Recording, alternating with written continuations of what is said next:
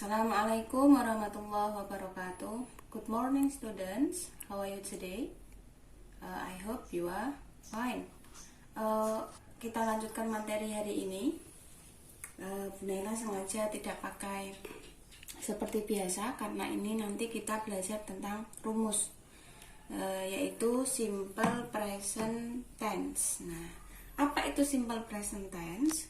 Simple present tense digunakan untuk menyatakan kejadian yang terjadi secara berulang-ulang di masa sekarang. Jadi kegiatan yang kita lakukan secara terus-menerus pada masa saat ini atau sekarang.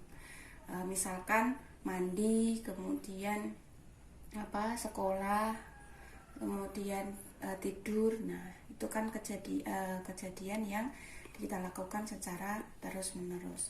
Kemudian fungsinya atau fungsi dari simple present tense itu sendiri, yang pertama yaitu menyatakan fakta. Menyatakan fakta, yaitu kebenaran. Fakta itu kebenaran. Misalkan the sun rises from the east. Matahari terbit dari timur. Nah, nggak mungkin matahari terbit dari barat. Jadi faktanya adalah matahari terbit dari timur. Kemudian fungsi yang kedua yaitu menyatakan habitual action. Habitual action itu adalah kejadian yang dilakukan secara terus-menerus, berulang-ulang. Nah, contoh, we eat twice in a day. Kita makan 2 kali sehari. Nah, itu adalah makan di sini adalah kejadian yang kita lakukan secara terus-menerus. Selain makan apa? Ya tadi ada tidur, kemudian minum, sekolah, sholat. Nah, itu termasuk juga habitual action. 3. Kemudian kita masuk ke formnya atau rumus. Nah, rumus dari simple present tense sendiri dibagi menjadi 2. Yang pertama adalah nominal. Nominal di sini adalah ketika kalimat itu tidak pakai kata kerja. Nah, kok nggak ada kata kerja, berarti pakai apa, Bu? Pakainya adalah to be. Kita sudah belajar tentang to be. Untuk to be, untuk subjek he, she, it, to be-nya is. Untuk subjek I, to be-nya am. Untuk subjek they, we, you, to be-nya are. Jadi ini adalah modal kalian ketika kalian mau membuat simple present tense dalam bentuk nominal. Jadi diingat-ingat to be, is, am, dan are. Ini adalah to be present. Karena kita belajar present maka to be-nya juga to be present. Kemudian rumusnya, kalimatnya dibagi menjadi 3. Ada kalimat positif, negatif, dan interrogatif atau kalimat tanya. Untuk rumus kalimat positif yaitu subjek plus is, am, atau are. Ini berarti salah satu.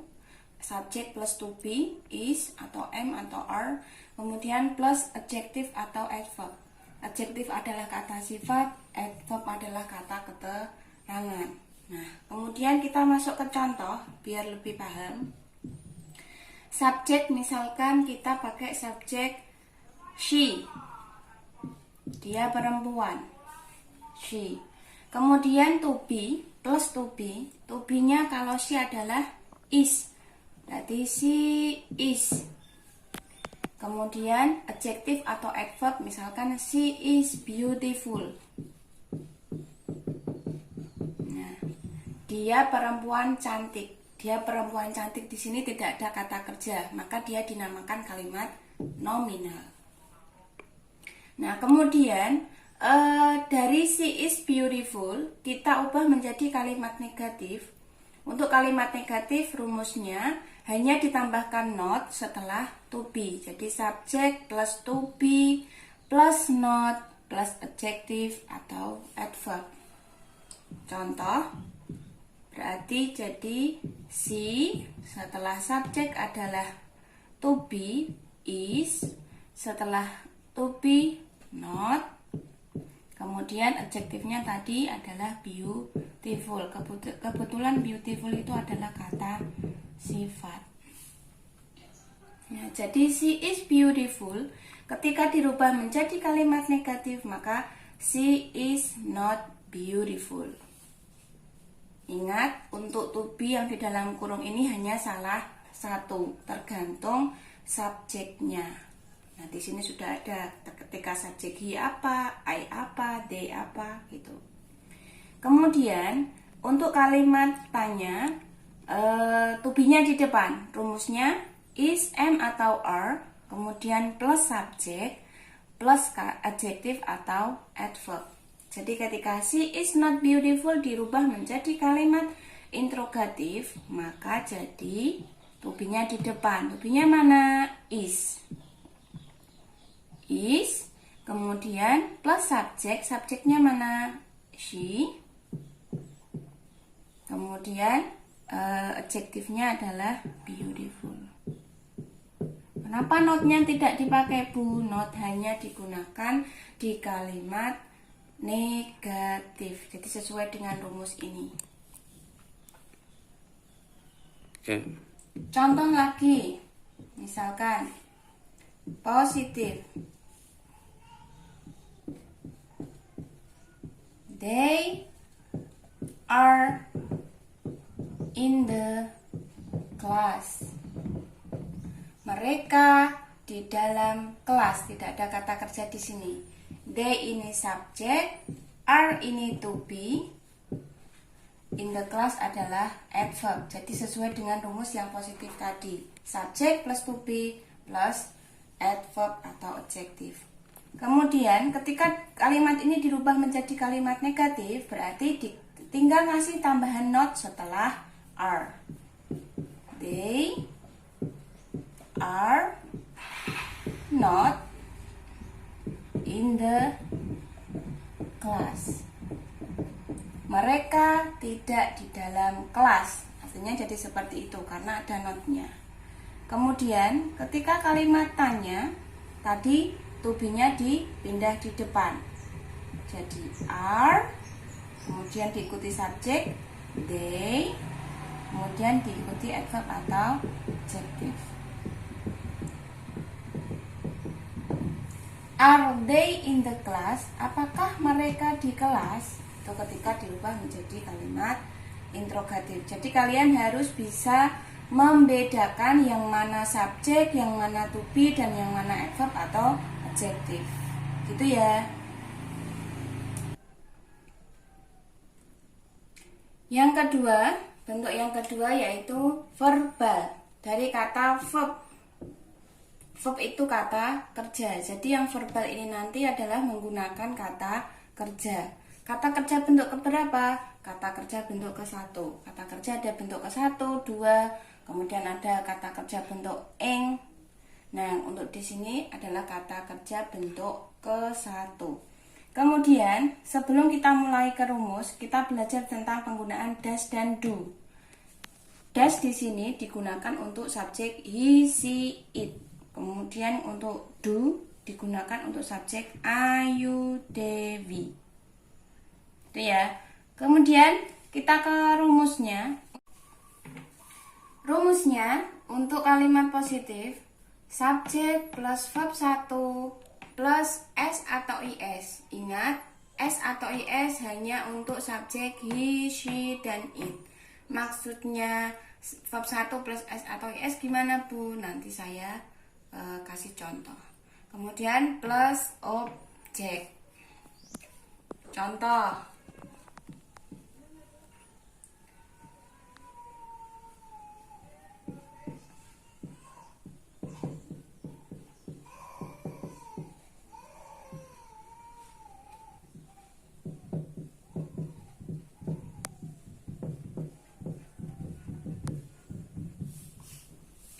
Mrs. Naila writes a letter.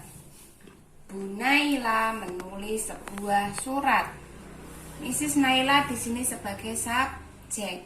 Subjeknya apa? He, she, atau it?